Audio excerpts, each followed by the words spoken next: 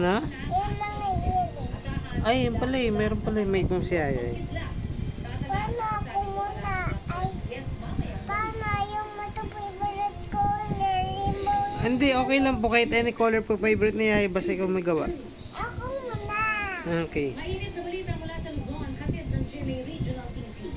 Patay po ang isang rider ng motorsiklo matapos siyang Wag lang yung mga color pink kasi pang girls yun. Okay lang din po. Hindi yung bawal sabay yung mga color pink kasi sa girls yun. Yes po.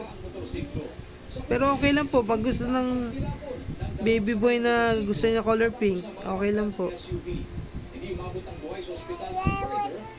Kaya wag mag-baby baka kasi na-steal yung bracelet ko. Hindi niya steal. Buti na lang mabait siya. Kasi na nasisteal. Sige po. Pero nalilisan lang siya.